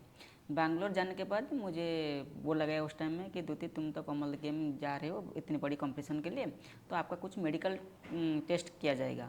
ये कौन बोला ये वहाँ पे कोच थे रेणुका कोहली नहीं करके। मतलब ये रूटीनली होता है या आपको किया गया? नहीं, मुझे बोला गया, रूटीन तो ऐसा नहीं था, वो सिर्फ डोप टेस्ट होता है, ब्लड मतलब यूरिन लेते हैं। तो लेकिन मुझे वो उस टाइम में रेणुका कोहली जो मैडम थे, उन्होंने मुझे बताया कि तुम्हारा फिजिकल मेडिकल टेस्ट किया जाएगा। मैं बोला कि इससे पहले तो मैं काफ़ी इंटरनेशनल खेल चुकी हूँ, सिर्फ यूरिन टेस्ट होता है, ये फिजिकल मेडिकल टेस्ट क्या होता है? तो उन्होंने बोला नहीं, आपको मेडिकल जाना पड़ेगा, वहाँ पर टेस्ट करना पड़ेगा। मतलब जाने के बाद मेरे को फोर्टिल हॉस्पिटल करके बैंगलोर में एक है, तो वहाँ पे मुझे लेके चल गया मेरी मैडम ने। तो वहाँ पे फिजिकल का जो वर्क टेस्ट इनका था, तो उन्होंने किया, मतलब पहले मेरा यूरिन लिया, फिर ब्लड लिया, फिर बाकी शायद हाँ पहला दिन ऐसा ही था। तो ऐसे ऐसे टेस्ट करके उन्होंने, जब वो ज़्यादा फिजिकल टेस्ट उन्होंने करना शुरू किया, मतलब स्कैनर किया, अल्ट्रासाउंड किया, तो फिर मेरे मन में क्वेश्चन आया, मैडम पूछे, मैडम ये सारे टेस्ट क्यों करा रही हो, किस लिए कर रहे हो? तो मैडम ने बताया कि आपका बॉडी में कितना न्यूट्रिशन है, क्या क्या चाहिए, क्योंकि इतनी बड़ी अच्छा, आपको उस टाइम पे कोई बताया नहीं था कि ये हाइपर एंड्रोनिज्म के लिए कर रहे हैं? मतलब उस टाइम में जो भी टेस्ट हो रहा था हाइपरजन टेस्ट के लिए हो रहा था, लेकिन मुझे बताया गया उस टाइम कि नहीं, प्री मेडिटेटेड था बेसिकली। हाँ, तो बेसिकली मुझे बोला गया कि आपका ये सप्लीमेंट की ज़रूरत है और कितना परफॉर्मेंस बढ़ाएगा, क्या क्या ज़रूरत है, उसी हिसाब से कर रहे हैं। तो ये सारा टेस्ट हो गया। होने के बाद कॉमनवेल्थ गेम जाने से पहले 3 दिन से पहले सभी जितने सारे बच्चे हम थे सबका एयर टिकट आ गया, लेकिन मेरा आया नहीं। तो उस टाइम जब जाके मैंने हॉस्टल का जो इंचार्ज थे, तो मेरे जो चीफ कोच थे वहाँ पे था, क्या नाम थोड़ा मैं भूल गया, तो उनको जाके मैंने पूछा कि सर सबका टिकट आ गया एयर टिकट, मेरा क्यों नहीं आया? तो बोले आपका पेंडिंग है, आपका हो जाएगा, रात में आपका हो जाएगा, तो आप टीम के साथ जा सकते हो, ऐसे बताया। मैंने पूरा मेंटल स्ट्रॉन्ग करके रखा था कि मुझे कॉमनवेल्थ गेम जाना है, परफॉर्मेंस अच्छे करना है। लेकिन सुबह सुबह देखा तो अर्ली मॉर्निंग को टिकट मतलब फ्लाइट था जाने का, तो अर्ली मॉर्निंग को सारे लोग चला गया, मुझे कोई नहीं बुलाया, मेरे पास टिकट भी आया नहीं। और मॉर्निंग में पेपर में देखा तो ब्रेकिंग न्यूज़ में कि द्युति का जेंडर टेस्ट हुआ था, इट इज़ नॉट मतलब मैन, जो वुमेन है ऐसे मेल, ही इज मेल बोल के। हाँ मेल करके मत सॉरी जो मुझे वुमेन से मेल डिक्लेयर करके ब्रेकिंग न्यूज़ में डाल के मुझे टीम से नहीं लिया गया। तो उस टाइम में मेरा उम्र था 17 साल था। तो उस टाइम में जब 17 साल था, मुझे पहले पता नहीं चला कि एक्चुअली टेस्ट क्या हुआ था और रूल क्या है। तो उस हिसाब से सारा ब्रेकिंग न्यूज़ में सारा मेरा जेंडर को लेकर सवाल उठने लगा, काफ़ी मीडिया मुझे क्वेश्चन किया, फ़ोन किया कि क्या है, रियलिटी क्या है, तो मुझे कुछ पता ही नहीं था। तो ऐसे करके टीम से उन्होंने मुझे निकाल दिया, लिया नहीं उस टाइम में। और उड़ीसा गवर्नमेंट की तरफ से तो मुझे जैसा जो सिचुएशन था एक कॉन्स्पिरेसी जैसा ही था हाँ पूरा। उस टाइम में। तो उस टाइम में मेरा जो प्रेसिडेंट थे मतलब एथलेटिक फेडरेशन ऑफ इंडिया के जो प्रेसिडेंट थे आदिल सुमेर सर, और मैंने इनको फ़ोन किया कि सर मेरे साथ ऐसा ऐसा क्या हुआ, क्यों मैंने नहीं खेल पाई, टीम से क्यों निकाल दिया गया? तो उन्होंने बोला कि आपका बॉडी में थोड़ा तबीयत ख़राब है, तो आप चले जाओ, घर चले जाओ, ठीक होके फिर आके खेलना। लेकिन उन्होंने बताया नहीं कि क्या कमी है। मैंने जब पूछा कि मेरा बॉडी में क्या कमी है, क्या दिक्कत है, मुझे तो कोई फील नहीं हो रहा है, तो बोला वो आपको डॉक्टर बताएगा, आप डॉक्टर के पास जाओ। आपको बोले थे कि जो टेस्टोस्टेरोन लेवल आपका उस टाइम कितना था? कुछ नहीं बताया था उस टाइम में। फिर मेरे डॉक्टर के पास जो कॉमर्स मैडम करके जो मेरा टेस्ट किया था, उसको जाके पूछा कि आपने मुझे क्या क्या टेस्ट करा, एक्चुअली कमी क्या है मेरे बॉडी में, क्या मतलब बीमारी है मुझे? तो उन्होंने बोला कि मुझे पता नहीं, जब वो सारा चेकअप का जो डॉक्यूमेंट आएगा मैं आपको उस टाइम में बता पाएंगे। तो वो डॉक्यूमेंट जब मांगा मैंने कि मुझे वो डॉक्यूमेंट दे दो, क्या क्या टेस्ट हुआ था, मैंने जाके सबको दिखाएंगे, मैं दोबारा फिर टेस्ट कराएंगे, तो उन्होंने देने के लिए मना किया कि हम नहीं दे सकते, स्पोर्ट्स अथॉरिटी वालों के हाथों में है, तो वो आपको देंगे। तो फिर मैंने उस टाइम में जिद किया कि जब तक मुझे मेरा डॉक्यूमेंट नहीं देंगे मैं तब तक घर नहीं लौटूंगी। तो फिर गवर्नमेंट की तरफ से, उड़ीसा गवर्नमेंट की तरफ से 2 लेडी मैडम गए, मुझे यहाँ पे लेके आई। तो ये सारी चीज़ जानने के लिए मुझे 1 मंथ लगा, लेकिन उस टाइम में ब्रेकिंग न्यूज़ में और हर मीडिया में मुझे हाईलाइट करा गया था कि द्वितीय जेंडर टेस्ट हुआ है। उस टाइम पे जो मीडिया में बोला जाता था, क्या आपको लगता है कि मीडिया उसको और थोड़ा बेटर वे से हैंडल कर सकता था? और उस एक टाइम में एक हाँ, मैंने पहले तो मीडिया वालों ने उस आप टाइम एक में हेल्प बहुत ही करना बड़े स्पोर्ट्स पर्सन थे, देश के लिए इतना ज़्यादा मेडल्स ऑलरेडी ला चुके थे, क्या ये उतना आपको उस टाइम पे लगा था कि मीडिया मेरे साथ में नाइंसाफ़ी किया? नहीं, मीडिया का तो गलती नहीं था उस टाइम में, गलती था स्पोर्ट्स अथॉरिटी ऑफ इंडिया का, जिन्होंने प्रेस मीट करके मेरे बारे में बताया। अच्छा, उन्होंने प्रेस मीट में प्रेस ये मीट बताया करके कि कि ज्योति का जेंडर टेस्ट हुआ था, वो फीमेल नहीं है, लेकिन इनको ही पता नहीं था कि मेरा जेंडर टेस्ट नहीं हुआ था, मेरा हाइड्रोजन टेस्ट हुआ था। हाइपर एंड्रोनिज्म। तो हार्मोन के वजह उन्होंने बोल दिया डायरेक्ट कि जेंडर टेस्ट, तो सारा ब्रेकिंग में आ गया कि ज्योति का जेंडर लड़की नहीं है, लड़का है, तो इसलिए ज़्यादा दिक्कत सहना पड़ा मुझे। तो काफ़ी लोगों ने बेसिकली हाइपर एंड्रोनिज्म एक लाइक टेस्टोस्टेरोन हार्मोन लेवल रहता है, और टेस्टोस्टेरोन हार्मोन सबका रहता है, जी। मेल का भी रहेगा, फीमेल का भी रहेगा, और जो 2.5 नैनोमोल्स पर metre square of the body weight, जी, ओके, तो उसके हिसाब से अपना मेरा उस टाइम में 3.505 मिला। 3.05, तो 2.5 के जगह पे आपका 3.05 था। इनफैक्ट मैं एक ये भी पढ़ा था, एक कैस्टर सेमेन्या, सामान्य वो उनका एक इशू हुआ था, एंड उन्होंने उनका बुक में भी लिखा है, बुक का नाम है और इंडिया रेस में टू भी बी माई हाँ, सेल्फ। इंडिया में भी शांति सुंदरजन, पिंकी प्रमाणी, इन दोनों के साथ भी ऐसे हुआ। वैसा ही हुआ था। और उन्होंने ये जो book race to be myself जो बुक था, उसमें उन्होंने एक लिखा था कि मेरा जो टेस्टोस्टेरोन लेवल ज़्यादा था उसको कम करने के लिए मेरे को मेडिसिन दिया जा रहा था, और वो मेडिसिन को टॉलरेट करना बड़ा मुश्किल होता है। जी। आपको उस तरह से कुछ एडवाइस कोई किया था? उस टाइम में तो मेरे को खाली बोला गया था कि आप वो सर्जरी करो, सर्जरी करो। मतलब पहले मतलब यहाँ पे फोर्टिला हॉस्पिटल के टेस्ट के बारे जो रिपोर्ट आया, इसको लेके फिर मैंने स्पोर्ट्स अथॉरिटी ऑफ इंडिया का जो जी थॉमसन साहब थे, हमारा सेक्रेटरी सर ने, इनको जाके मीट किया कि सर आपने तो इतना गलत कर दिया, सारा जगह में मुझे ब्लेम कर दिया, तो अभी क्या करूँगी मैं, कैसे करूँगी। वो इसको लेकर बहुत पॉलिटिकल इशू भी हुआ। पार्लियामेंट हाउस में मेरे क्वेश्चन उठाया, हमारा उड़ीसा के जितने सारे एमपी लोग थे वो क्वेश्चन उठाया कि द्वितीय के साथ गलत हुआ है, रीजन क्या है, सही क्या है, गलत क्या है, आपने इतना जल्दी कैसे प्रेस मीट करके बता दिया, तो इसको छुपाना रखना चाहिए था, हमको पहले बताता हमको इसको कुछ कर सकते थे। तो बहुत कुछ मतलब गलत किया था उन लोग ने। तो फिर उन्होंने बताया कि आपको मतलब मोदी सर ने, फिर उस टाइम हमारे सर्बानंद सोनोवाल सर थे स्पोर्ट्स मिनिस्टर, तो पार्लियामेंट हाउस में उन्होंने बताया कि द्वितीय से जो भी गलत हुआ है हम इसको सही करेंगे, इसको जो जो रिक्वायरमेंट है, ज़रूरत है, हम सपोर्ट करेंगे। तो फिर जी थॉमसन सर को जाके मिले, तो उन्होंने मुझे एडवाइस किया कि आपका तबीयत में जो जो दिक्कत जी है, थॉमसन कौन है? वो secretary sports authority of India, sports authority of general secretary थे। तो उन्होंने मुझे मीट किया और मेरे बारे में, उस टाइम में मुझे पता नहीं था कि एक्चुअली हाइपर हार्मोन लेवल बढ़ा है हो करके। क्या? हाँ। तो फिर मैंने जाके अपोलो हॉस्पिटल में, दिल्ली अपोलो हॉस्पिटल पे जाके फिर दोबारा चेक किया मैंने। अच्छा। तो फिर दोबारा चेक करने के बोलते डॉक्टर ने बताया कि नहीं, इसका सारी तबीयत ठीक है, सिर्फ हार्मोन लेवल ज़्यादा है, जो टेस्टोस्टेरोन मात्रा ज़्यादा है, और वाडा का ऐसा रूल था कि कोई भी महिला के अंदर में हार्मोन लेवल ज़्यादा रहेगा 2.50 से, तो इसको बैन किया जाएगा, खेल नहीं सकते। तो इसी को लेके फिर मैंने कोर्ट ऑफ आर्बिट्रेशन स्पोर्ट्स में फाइट किया मैंने, फाइट किया आपने। क्योंकि जो रेगुलेशन बना गया था वो बेसिकली महिला के लिए सही नहीं था, क्योंकि हार्मोन लेवल नेचुरली प्रोड्यूस होता है, किसका ज़्यादा होता है, किसका वो कम फाइटिंग होता के लिए जो लॉयर वगैरह वो सब कौन, गवर्नमेंट का ये है। था कुछ या आपका? गवर्नमेंट में सपोर्ट भी किया, और जो जो लॉयर मेरा केस लड़ाई करते मतलब डॉक्टर कैलोर्स हो, सुप्रीम कोर्ट का जिम बंटिंग, काफ़ी कनाडा का सुप्रीम कोर्ट का जो बहुत जज थे। सपोर्ट मिला आपको हाँ, उस उस टाइम टाइम पे? वो फ्री में उन्होंने केस लड़ाई किया, सिर्फ रहना खाना मुझे देना पड़ा, जानने का ट्रैवल्स, लेकिन जो केस लड़ाई करने के लिए जो पैसा चार्जेस करते हैं वो फ्री में किया था उन लोगों ने। और क्योंकि ये ह्यूमन राइट्स एगेंस्ट में भी था ये रूल, बेसिकली महिला के लिए बहुत खराब था, टफ था। तो और वर्ल्ड में कोई भी एथलीट ये केस नहीं किया था इसी रूल के अगेंस्ट में। एक मूवी भी है रश्मि रॉकेट बोल नहीं, के। वो इसी में तो गलत दिखा है, वो मेरा स्टोरी नहीं, लेकिन हाईलाइट हुआ कि मेरा स्टोरी है, मेरा हाँ, ये। सब लोग वही सोचे कि वो आपका स्टोरी है। नहीं नहीं, वो रश्मि रकड़ मेरा स्टोरी नहीं, वो गुजरात की एक लड़की था रश्मि करके, अच्छा उसका ऐसा टेस्ट हुआ था। अच्छा जो अच्छा। फिल्म में अपने लास्ट में देखेंगे, इसका एक बच्चा पैदा हुआ है, हाँ हाँ। वो लास्ट में होता है कि तेरी वजह लोग मुझे आज मेरे को जो जो ब्लेम था वो कम हुआ। तो वो रश्मि का था, वो सुसाइड कर दिया था उस टाइम में। इसके साथ पहली बार रश्मि के साथ हुआ था, गुजरात एथलीट के साथ, वो सुसाइड किया था, छत के ऊपर जंप करके सुसाइड किया था। इसका बाद फिर पिंकी प्रमाणी के साथ हुआ था, और 2010 में कॉमनवेल्थ गेम के टाइम में शांति सुंदरन के साथ हुआ था। अच्छा। तो 2014 में फिर मेरे साथ वही केस हुआ, लेकिन पहले केस के बारे में किसी को पता ही नहीं था। जब बोल दिया था मीडिया में कि ये जेंडर इशू है, बस लोग सोचते कि ये था 2014 में, राइट? 14 में। तो 2016 में आपने जो रिकॉर्ड, इंडिया का जो रिकॉर्ड, आप firstest women of India on track athlete बने, वो 2016 में था।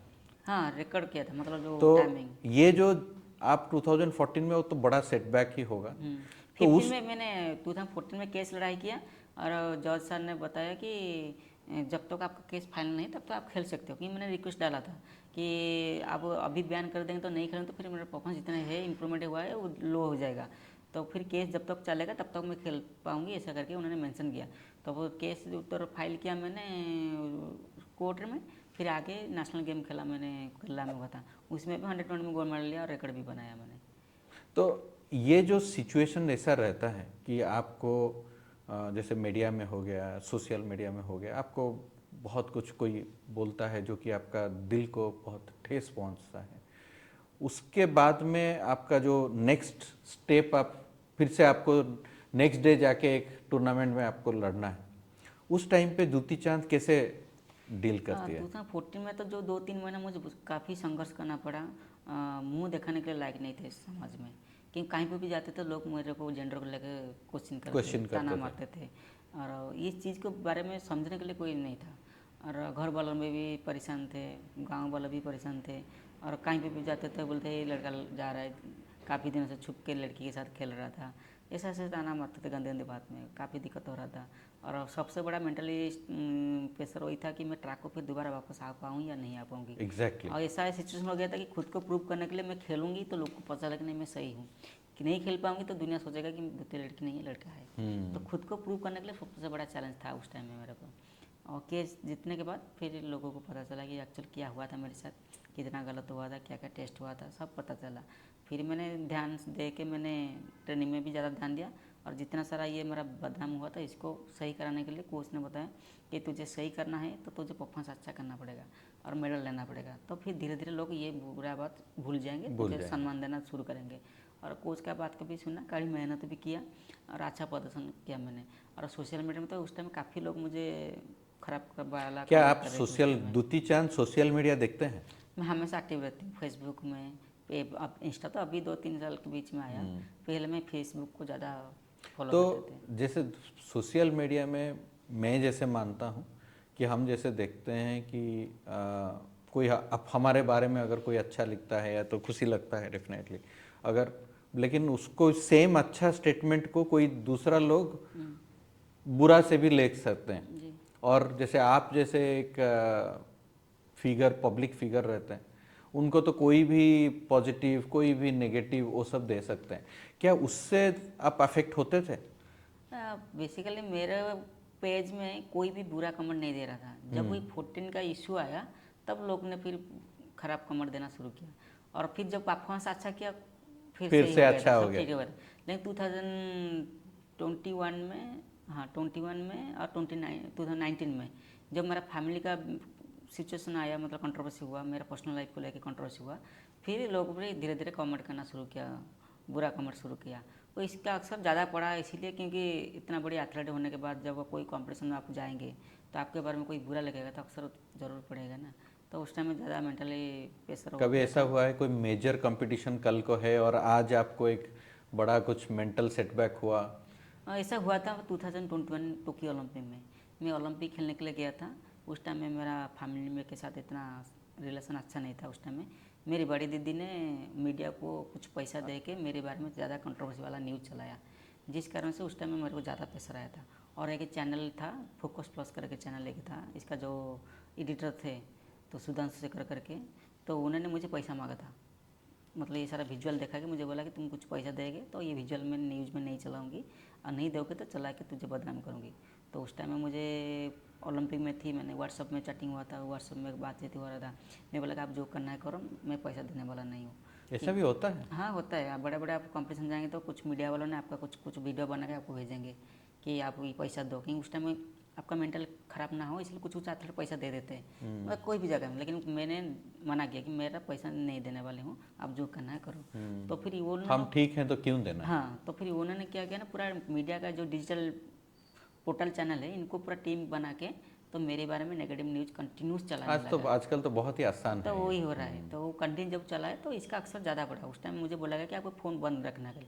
मैं तो फ़ोन बंद कर दिया था, लेकिन मेरा जो सहेलियाँ लोग थे, मेरा फ्रेंड सर्कल लोग थे, मेरा रिलेटिव लोग थे, वो लोग मुझे बताया कि तू तेरे नाम में ऐसा ऐसा न्यूज़ फैल रहा है, ऐसा चल रहा है, तेरा फेसबुक में ऐसा पोस्ट हो रहा है, तेरा कार्टून बन रहा है, ऐसा सब करके मीम सर है। हाँ, तो काफ़ी कंट्रोवर्सी उस टाइम हुआ था। लेकिन मैं इतना टेंशन में परफॉर्मेंस इतना अच्छा नहीं कर पाई। मैं जो ओलंपिक में मैंने सोचा था कि मैं फाइनल तक जाऊंगी, क्योंकि उस टाइम परफॉर्मेंस बहुत अच्छा था मेरा, 11.17 करके मैंने क्वालिफाई किया था। क्वालिफाई किया तो पूरा उम्मीद था कि 11.10 करने से मैं फाइनल तक जा सकती हूँ। तो उसी हिसाब से मैं बॉडी को रेडी करके गया था। लेकिन इतना मेंटल प्रेशर बढ़ गया जिस कारण से मैंने रात में सोई नहीं अच्छा से, बॉडी हमेशा नर्वस में रहा, जिस कारण से मैं परफॉर्मेंस अच्छा नहीं दे पाई। और हारने के बाद भी और कंट्रोवर्सी बढ़ा दिया कि दूधी ने हार गया, खेला नहीं, ऐसे कर रहे वो कर रहे, तो काफ़ी हाँ, हम मेडल जीतते हैं तो सब वाहवाही जीतते देते हैं, तो और कुछ नहीं बुरा होता, होता है हार तो गए और ज़्यादा इनको भी मौका मिल उनको गया और नेगेटिव ज़्यादा होता कंट्रोवर्सी है। हुआ।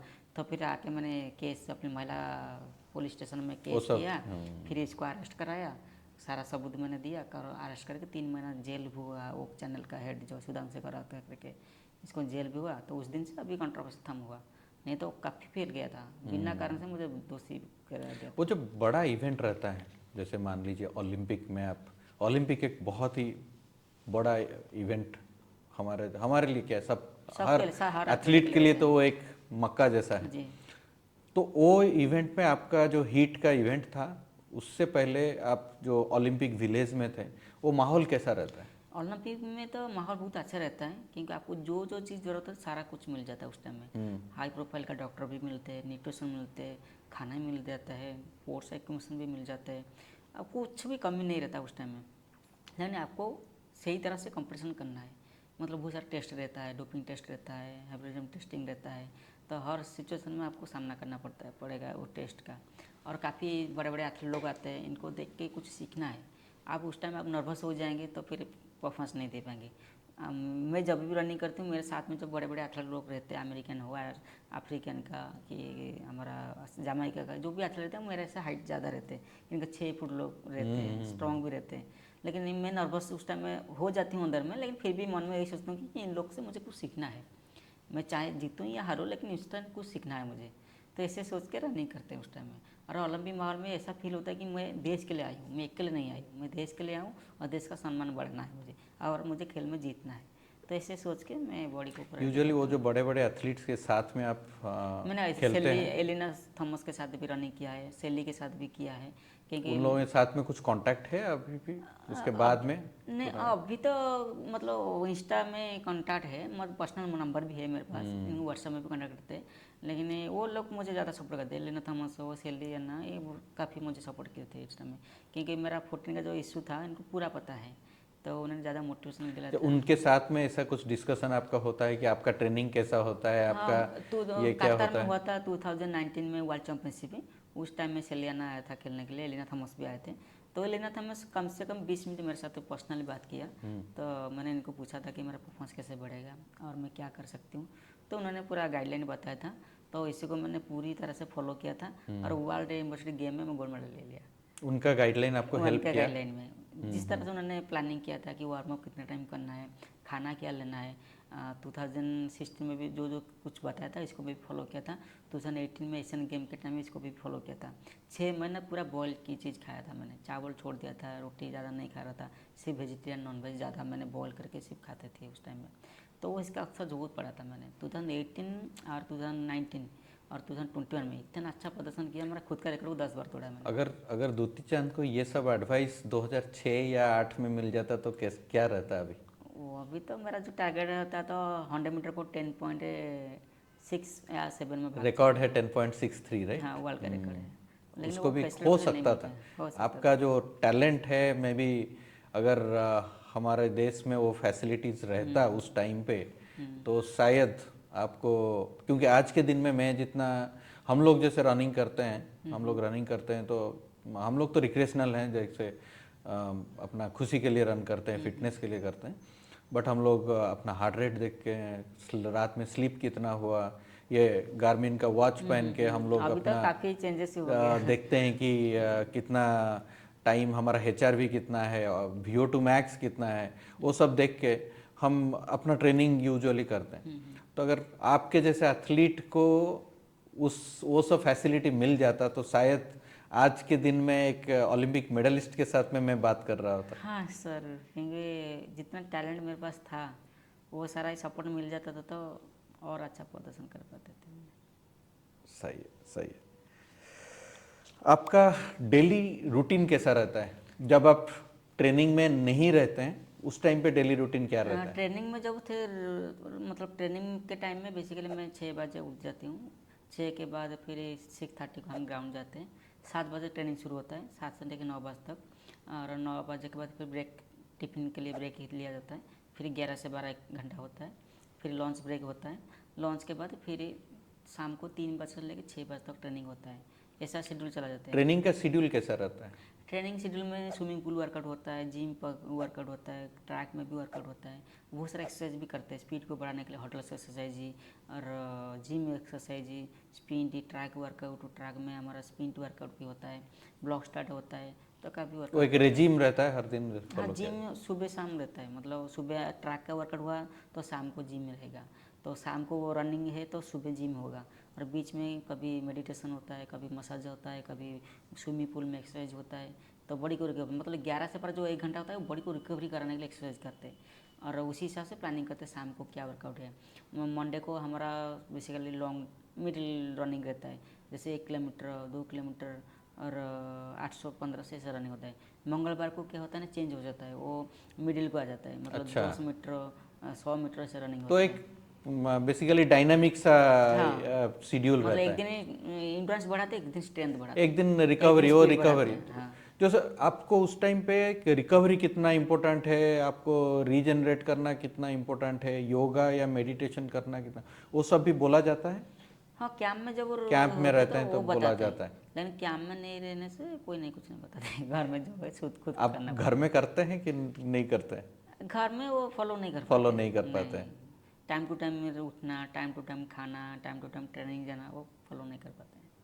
अब जब ट्रेनिंग कैंप में नहीं रहते तो इधर ट्रेनिंग कहाँ करते हैं? अब मेरी लाइफ में तो मैं ट्रेनिंग कैंप के अलावा बाहर में कभी रुका नहीं। क्योंकि अभी स्पोर्ट्स नहीं कर रहा हूँ इसलिए मैं घर में हूँ अभी, लेकिन स्पोर्ट्स के टाइम हमेशा मैं कैंप में रहती हूँ, कभी पटियाला में, कभी बैंगलोर में, कभी केरला में। तो जहाँ जहाँ हमारा नेशनल कैंप लगता है मैं वहाँ चला जाती हूँ। तो मेंटल हेल्थ जैसा रहता है, एक स्पोर्ट्स पर्सन, आपके टॉप लेवल का जो स्पोर्ट्स पर्सन है, उसके लिए मेंटल हेल्थ के लिए और वो स्ट्रेंथ मेंटेन करने के लिए आप क्या सोचते हैं कि आपको क्या हेल्प हुआ, और जैसे नया नया एथलीट्स आएंगे उनके लिए क्या किया जा सकता है? मेंटल तो सबसे बड़ा अवसर पड़ता है सोशल मीडिया का, क्योंकि बैन कर देना चाहिए। नहीं, बैन नहीं, मतलब सोशल मीडिया में क्या होता है ना, जब अच्छा परफॉर्मेंस करते हैं तो लोग ज़्यादा इंकरेज करते हैं, लेकिन जब वो मेरे जैसे कोई कंट्रोवर्सी का सामना करते हैं तो काफ़ी दिक्कत है। आपने देखे होंगे वर्ल्ड क्रिकेट वर्ल्ड कप में विराट कोहली को कितना बदनाम करा गया बहुत था। बहुत है। तो जब वो जीता तो काफ़ी लोग इंकरेज करते हैं। तो स्पोर्ट्स के साथ हर सेलिब्रिटी के साथ ऐसे होता है, चाहे एक्टर हो, चाहे स्पोर्ट्स पर्सन हो, चाहे पॉलिटिशियन हो, कोई भी अच्छा पोस्ट में रहते हैं, उसके बाद कुछ खराब होता है, इसको लोग नेगेटिव करते हैं। तो वो अक्सर दिल से नहीं लेना चाहिए उस टाइम में। बेसिकली खुद को मेंटेन करना पड़ेगा, कि खुद को समझाना पड़ेगा उस टाइम में कि नहीं, ये जो है ये नेचुरल, मतलब आज नहीं तो कल हट जाएगा, तो इसे मन में रखना पड़ेगा। तो हमारा जो एम थीम है स्पोर्ट्स पर्सन का है, हम खेलना है, परफॉर्मेंस करना है, तो इसके ऊपर ज़्यादा ध्यान देना पड़ेगा। और सोशल मीडिया में क्या चल रहा है, पड़ोस लोग क्या बोल रहे हैं, फैमिली क्या बोल रहे हैं, तो इसी को आप ध्यान देंगे, आप स्पोर्ट्स नहीं कर सकते। उस टाइम पे जैसे हमारे टॉप स्पोर्ट्स पर्सन्स के लिए, ये सब के लिए कोई मेंटल हेल्थ हाँ, का डॉक्टर ये लोग, रहते हैं, मेंटलिटी डॉक्टर्स लोग रहते हैं? रहते हैं, वो बोलते हैं कि मेडिटेशन कर लो, वो बोलने से कुछ नहीं होता।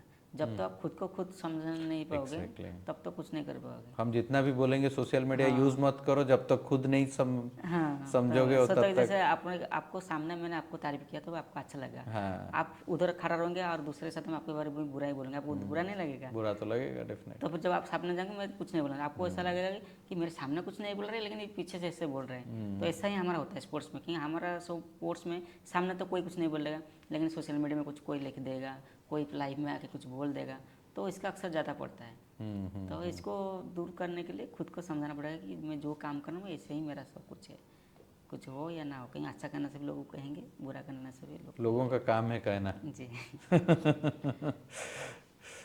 और जैसे आप जीत के आते हैं कोई मेडल, इंटरनेशनल मेडल जीत के आते हैं, तो जब इंडिया में आप लैंड होता है उस टाइम में ज्योति चंद का जो इमोशंस क्या रहता है? जीतने के बाद तो वहाँ पे मुझे बहुत प्राउड फील होता है, क्योंकि मैं देश के लिए जो लिया मैंने, जो क्योंकि हमारा हर एथलीट का एक ही सपना होता है कि देश में के लिए सम्मान बढ़ाना है, देश का जो झंडा ऊपर रखना है। तो जीत के आने के बाद ऐसा फील होता है जैसे आर्मी लोग युद्ध में जीत जाते हैं, जैसा फील होता है, ऐसा हमारा प्राउड फील होता है।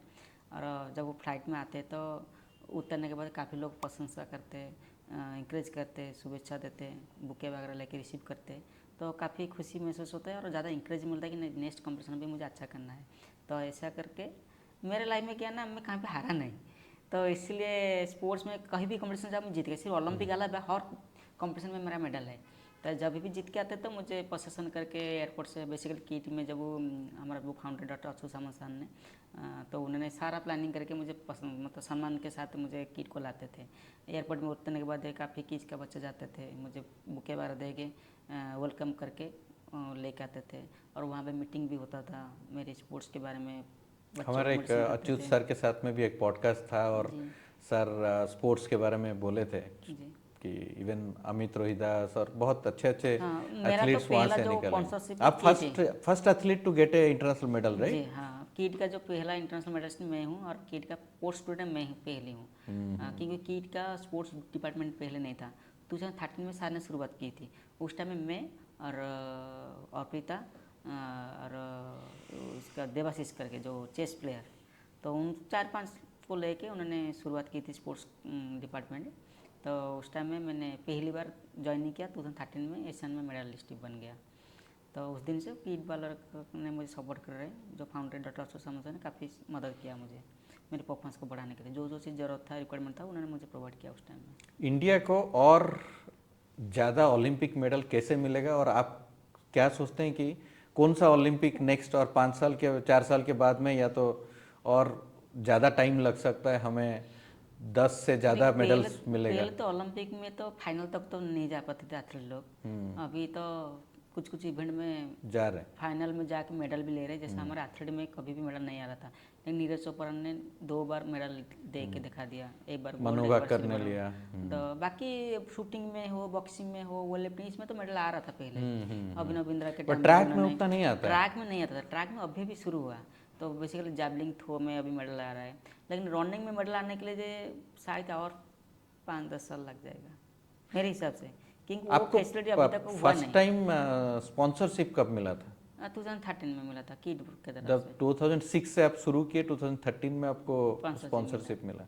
अगर शायद ये स्पॉन्सरशिप पहले मिलता और फैसिलिटीज पहले मिलता तो ट्रैक इवेंट में ओलंपिक मेडल अपने पास में अभी होता। क्या ना, इंडिया में बेसिकली आप जब तक परफॉर्मेंस मतलब नाम रोशन नहीं किया तब तक आपको कोई हेल्प नहीं करेगा। जैसे हमारे घर में देखो, कोई भी बच्चा पढ़ाई कर रहे हैं तो इसका मम्मी और पापा यही बोल देते कि तू मैट्रिक में अच्छा परफॉर्मेंस करेगी, मतलब अच्छा नंबर लाएगी तो तुझे ये गिफ्ट दिया जाएगा। इससे पहले किसको क्या ज़रूरत है वो नहीं पूछते, तू पहले मार्क लेगा तुझे ये सारा प्रोवाइड करेंगे कि आप वो अच्छा जॉब करो आपको ये देंगे, तो ऐसे बोलते। तो स्पोर्ट्स में भी ऐसा है, पहले कोई भी स्पॉन्सरशिप आता है वो पहले सोचता है कि मेरा ब्रांडिंग कैसे होगा, तो इसी बच्चे को मैं हेल्प करने से मेरा ब्रांडिंग क्या रहेगा, मेरा नाम को क्या मिलेगा। तो उसी हिसाब से देखते कि जब मेडल लिस्ट है तो ला के बुक के बारे देगा, प्रेस मीट करेगा, इसको कुछ 10,000, 15,000, 20,000 देगा तो मीडिया में हाईलाइट आएगा, प्रेस में आ जाएगा कि इतना हेल्प किया है करके। तो इसलिए आजकल की दुनिया में कोई भी किसी को मदद करते खुद पहले सोचते कि मेरा नाम कैसे आएगा, तो इसलिए स्पॉन्सरशिप ज़्यादा नहीं मिल पाते।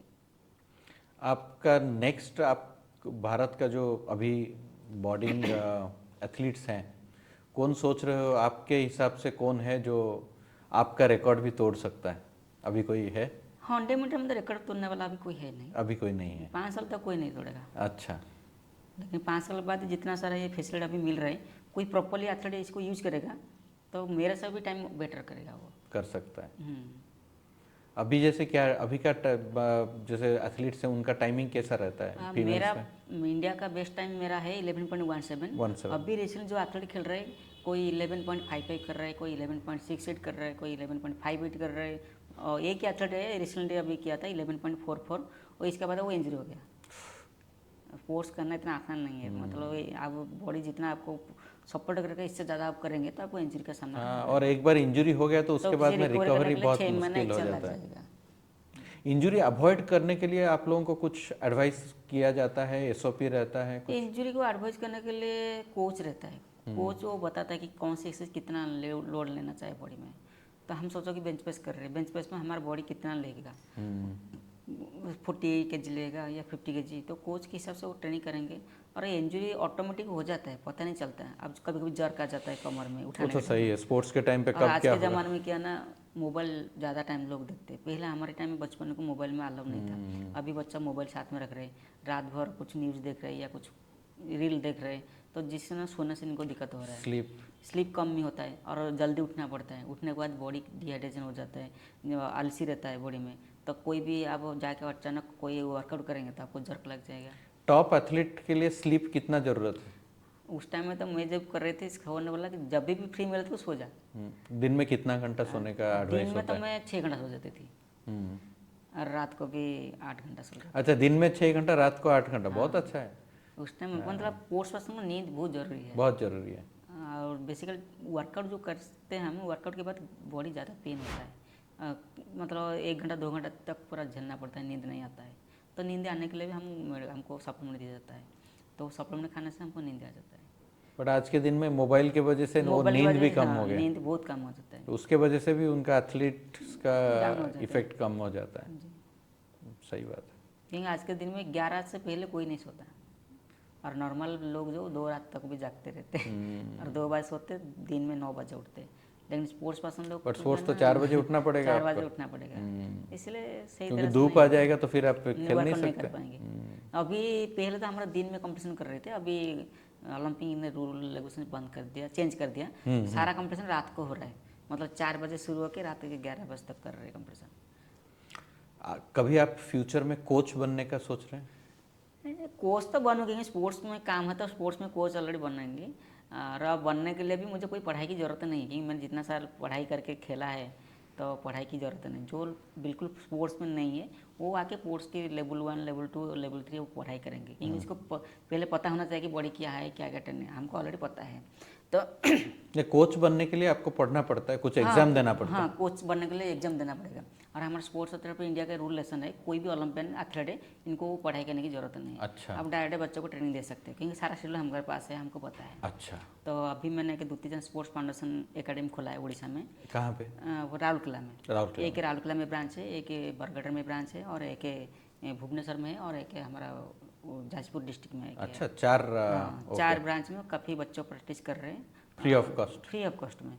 इसलिए मैंने शुरुआत किया, क्योंकि देखो कोई भी इन्वेस्ट करता है इनकम को देख के इन्वेस्ट करता है। कोई स्कूल खोलता है, कोई होटल खोलता है, कोई कुछ करते हैं, लेकिन मेरा मन में वही सोचा कि मैं जो सिचुएशन से आके इतना बड़ी एथलीट बननी, देश के लिए नाम रोशन किया, ये सिचुएशन को फेस करने वाले बहुत सारे एथलीट भी है, अभी भी है। अभी बहुत सारा ऐसा एथलीट रूरल में है जो खाने के लिए तरस रहे, खाना नहीं मिल रहा है, रनिंग करने के लिए जो चीज़ ज़रूरत है इनको नहीं मिल रहा है। तो इनको कैसे मैं प्रोवाइड कर पाऊँगी, इनको कैसे मैं आगे ले पाऊँगी, तो इसलिए मैंने ये सब मन में रख के मैंने दूतीचंद स्पोर्ट्स फाउंडेशन बनाया। तो इसमें काफ़ी बच्चों को भी ट्रेनिंग दे, ट्राइबल बच्चों को ट्रेनिंग दे रहे हैं। इनका रहना खाना, ट्रेनिंग के लिए जो जो शू हो, सप्लीमेंट जो भी ज़रूरत है, तो सारा मेरे खुद के जिप से मैंने बियर कर रहा हूँ। तो इसमें मेरा 53 आपको कुछ सपोर्ट मिलता है या आप खुद कर रहे हैं? मैं खुद कर रहा हूँ, अभी तो कुछ सपोर्ट नहीं मिल रहा है। अभी खुद कर रहा हूँ। अभी 53 मेडल ले चुकी हूँ स्टेट लेवल में, और इंटरनेशनल लेवल में। कितना खर्चा आता है एक एक ही बच्चे का पीछे 10,000 पर मंथ खर्चा होता है। 10,000 पर मंथ? 20 बच्चा है अभी मेरा प्रॉपरली, जो हॉस्टल में रह के खाना खा के ट्रेनिंग कर रहे हैं। बाकी जो बच्चा है वो बाहर से आते हैं, मतलब घर में रह के आते हैं ट्रेनिंग करने के लिए। तो 100 बच्चा टोटल अभी ट्रेनिंग कर रहे हैं हमारे पास। तो आप जैसे दुती चांद फाउंडेशन में आप जो कर रहे हैं, आप प्लान कर रहे हैं कि जो सब चीज़ें आपको नहीं था, मैं जो जिसके वजह चीज़ से खोला आप मैंने इनको कैसे provide मिस कर करे, सकता हूँ। आप जी। जो सब चीज़ें वो सब भी आप फैसिलिटी उनको देने का। हाँ, पूरा अभी मैं फिजियोथेरेपी टीम रखा है, मसाजर रखा है, कोच भी रखा है। तो स्पोर्ट्स के लिए जो जो चीज़ ज़रूरत है, मतलब ट्रैक सूट हो, शू, अच्छा डाइट, ये सारी बच्चों को प्रोवाइड कर रहे हैं हम। तो हम कैसे बाहर से कोई आपको सपोर्ट कैसे करना चाहेगा? मैं तो काफ़ी लोगों को रिक्वेस्ट किया है, हेल्प सरकार को भी हेल्प मांगा है कि मेरे बच्चे जो रहना खाना इसका थोड़ा कुछ पैसा हमको फंडिंग करेंगे तो हमारे लिए से अच्छा रहेगा। और गवर्नमेंट को भी लैंड मांगा है 30 एकड़ का, क्योंकि मेरे पास खुद का ओन का एकेडमी नहीं है, मतलब ट्रैक नहीं है। अच्छा। तो ट्रैक बनाने के लिए मुझे लैंड चाहिए। हाँ। और मेरे पास इतना भी पैसा नहीं कि मैं खुद ज़मीन खरीद करके ट्रैक बना पाऊँगी। और ये ग्राउंड में प्रैक्टिस करने से वो मतलब इफेक्ट नहीं रास्ता में आएगा। भागने से कुछ नहीं होता। बहुत सारा ऐसा, जैसे मैंने शुरुआत की थी, बालू में शुरू किया था, रोड में शुरू किया था, मैं काफ़ी बच्चों को ऐसा भी कर रहा हूँ अभी। तो ग्राउंड, उनका ग्राउंड हो जाएगा तो मेरे लिए अच्छा रहेगा। तथापि गवर्नमेंट की तरफ से मुझे सपोर्ट किया गया है। राउरकेला जो बिरसा मुंडा एथलेटिक्स स्टेडियम, इसमें भी मेरा बच्चों को ट्रेनिंग करने के लिए परमिशन दिया गया है। भुवनेश्वर कलिंग स्टेडियम में भी ट्रेनिंग करने के लिए भी परमिशन दिया गया है। किट के साथ भी टाइप हुआ है, किट भी मेरे नाम में एक स्टेडियम बना है, दुती चंद एथलेटिक्स स्टेडियम। हाँ, बनाए। तो उसी स्टेडियम में भी बच्चा ट्रेनिंग कर रहे हैं। तो वो उनका नहीं है, लेकिन ये सपोर्टिंग है अभी। सपोर्ट अच्छा मिल रहा है। जी। जो यंग एथलीट्स बनेंगे उनको आप 3 एडवाइस क्या देना चाहेंगे? पहले तो ये देंगे कि आप कड़ी मेहनत करना है। दूसरा, माइंड में ऐसा चीज़ रखना कि मतलब फ्यूचर में देश का गौरव बनाना है, मतलब देश के लिए कुछ करना है। और तीसरा है, जो पर्सनल रहता है, किसका फैमिली बैकग्राउंड कम रहता है या कुछ कुछ पाने का मन में रखता है कि मुझे बड़े अमीर लोग बनना है, तो ऐसा मन में 3 चीज़ रख के आप वो फोर्स को आएंगे तो आपको जरूर एक सफलता एम, मिलेगी। एम्बिशन रहना है। जी। अगर दुती चांद कल को उड़ीसा का हेल्थ स्पोर्ट्स मिनिस्टर बनती है, जी। तो क्या बदलाव लाना चाहेगी कि हम उड़ीसा से और ज़्यादा ओलंपियन ला सकते हैं? पहले तो मैं एक ही बदला रहूँगी, हर गांव-गांव में स्पोर्ट्स का एकेडमी खोलूँगी। मतलब जैसे गवर्नमेंट सिर्फ कॉलिंग हॉस्टल में मतलब कॉलिंग स्टेडियम में रखा है स्पोर्ट्स इंफ्रास्ट्रक्चर, तो हर रूरल एरिया पंचायत में स्पोर्ट्स इंफ्रास्ट्रक्चर रहना चाहिए, जो अभी तक हुआ नहीं। मतलब डिक्लेयर तो हुआ है कि हम मिनी स्टेडियम बनाएंगे, बच्चों को ट्रेनिंग कराएंगे, मतलब काफ़ी। पंचायत तो बहुत दूर का बात है, एटलीस्ट डिस्ट्रिक्ट में हो जाए भी डिस्ट्रिक्ट में होना काफ़ी है। चाहिए। डिस्ट्रिक्ट में हो भी जाए भी नहीं हुआ काफ़ी है, है। अभी तक 2-3 डिस्ट्रिक्ट में चल रहे हैं, जैसे राउरकेला में चल रहे हैं, केउंझर में चल रहे हैं, और के बट उस पर भी सुंदरगढ़ में। ज़्यादा हॉकी वगैरह ज़्यादा हॉकी होता है, मतलब मतलब अभी जो इवेंट ज़्यादा अच्छा कर रहे हैं इसको ज़्यादा प्रायोरिटी दे रहे हैं, लेकिन मेरा तो सबका रहेगा। तो ये सब चेंज कराएंगे बहुत क्योंकि सारा। ट्रैक एंड फील्ड एक रहता है कि ट्रैक में आपको ज़्यादा मेडल्स आ सकता है, ट्रैक में ज़्यादा मेडल पाएगा, और वो भी इंडिविजुअल है। इंडिविजुअल मेडल्स आप सोचो 5 एथलीट को भेजा है, 5 वाले से दो, कम से कम 2 एथलीट तो मेडल जरूर लेके मिल आएंगे। जाएगा। लेकिन एक टीम इवेंट में क्या है ना, एक ही टीम हार गया तो हार गया, जैसे हॉकी का हालत हुआ था लास्ट टाइम, वर्ल्ड चैंपियनशिप में हार गया था उन्होंने, लेकिन ओलंपिक में अच्छा प्रदर्शन किया, लेकिन वर्ल्ड चैंपियनशिप में हार गया था। तो उसी हिसाब से अगर इंडिया का आप स्पोर्ट्स मिनिस्टर बनोगे तो क्या बदलाव लाना चाहोगे? बहुत सारा सिस्टम चेंजेस करना पड़ेगा, बहुत सारा है, अभी तो वो टाइम आया नहीं, और मेरा तो फ्यूचर नहीं, प्लानिंग मतलब है। मैं इसलिए पूछ रहा हूँ क्योंकि आप जो है ग्राउंड लेवल से उठ के टॉप लेवल में गए हो, जी। तो आपको पता है कि हम किस चीज़ में कमी है हमारा। तो कमी तो मतलब मैं जो फेस किया है, जो टॉप लेवल में होता है इसको ज़्यादा सपोर्ट मिलता है, और जो जो चीज़ जरूरत है इसको दे देते हैं, लेकिन जो रूरल एरिया से शुरू करते धीरे धीरे इनको नहीं मिल पाते। पहले रूरल को डेवलपमेंट करना है, मतलब पंचायत के हो या डिस्ट्रिक्ट लेवल में आप स्टेडियम रखेंगे, उसी में सारे बच्चों को ट्रेनिंग करने के लिए बोलाएंगे। जैसे एजुकेशन का सिस्टम पूरा बढ़ाया है पूरा सरकार ने, गली गली में स्कूल कॉलेज खोल दिया है, तो ऐसे स्पोर्ट्स का भी इंफ्रास्ट्रक्चर खोलना पड़ेगा। फिर स्पोर्ट्स के लिए कोचेस लोग को भी रखना पड़ेगा, जैसे पढ़ाई के लिए टीचर को रखते हैं, हर सब्जेक्ट के लिए दूसरा दूसरा टीचर रहते हैं, तो स्पोर्ट्स में वैसा हर इवेंट को एक एक कोच रहना चाहिए। अभी क्या हो रहा है ना, एक ही कोच सबको सिखा रही है, एक ही को सबको एक ही कोच सिखा शॉर्ट पुट सिखा रही है, एक कोच है डिस्कस सिखा रही है, रनिंग सिखा रही है, लेकिन ये ऐसा इवेंट बाई कोच रखना चाहिए। तो इवेंट बाई कोच रहने से इनको प्रॉपरली नॉलेज रहेगा और प्रॉपरली ट्रेनिंग भी देंगे। वो सही से एक्चुअली डायरेक्शन सही दे हाँ, सकते सही हैं। दे सकते हैं, तो अभी तक हुआ नहीं, तो वो उसको कंटिन्यू करना पड़ेगा। और बेसिकली जो सीट ईयरली निकाल रही है, मतलब ये 10 बच्चों को या 5 बच्चों को ऐसे बोल रहे हैं, तो अनलिमिटेड रखना चाहिए, जो परफॉर्मेंस अच्छा करे इसको स्पॉन्सर दो। ये नहीं कि हाँ ये स्पॉन्सर मतलब ये नहीं दे पा रहे इसको नहीं रखेंगे। मतलब स्पोर्ट्स में क्या होता है ना, एक बार अच्छा होता है एक बार बुरा होता है, तो कोई जीत जाता है तो कोई हार जाते हैं, तो हारने के टाइम में हमें भी साथ देना चाहिए। तो वो भी सही बात है। चाहिए। मैं और एक चीज़ ऐड करूँगा कि अगर आपको फ्यूचर में कभी वो स्कोप मिले तो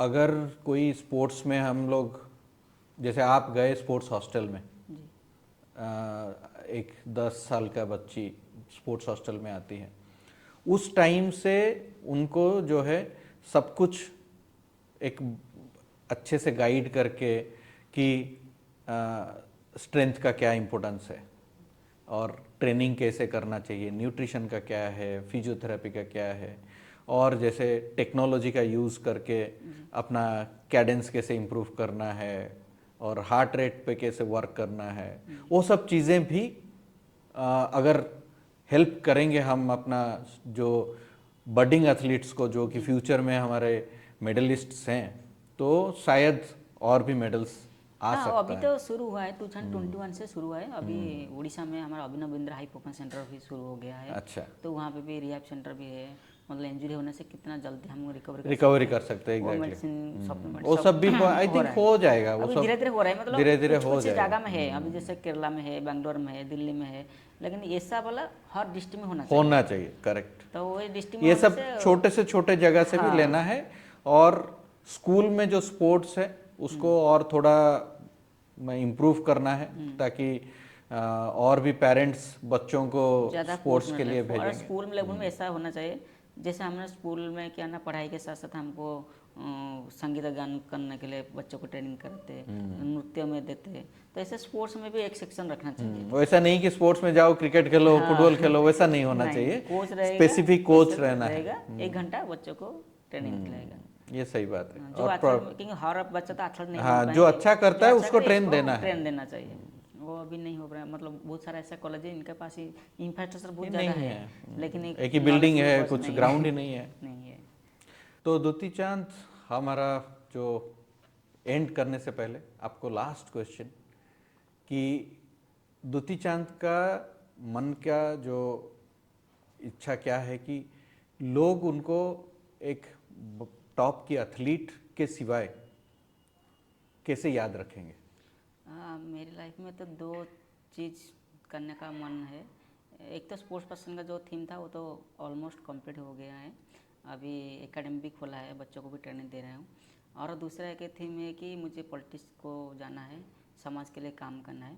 और ये बचपन में मेरा मन में है, क्योंकि मेरी मम्मी ने 2 बार सरपंच कैंडिडेट थे, तो मम्मी को मैंने एक बार पूछा था कि मैं भी सरपंच कैंडिडेट होंगी, तो मम्मी ने बताया कि नहीं, तेरा तो पोस्ट बहुत बड़ा है, तो फ्यूचर में मंत्री बनना है, मिनिस्टर बन सकते मिनिस्टर हैं। बनना है।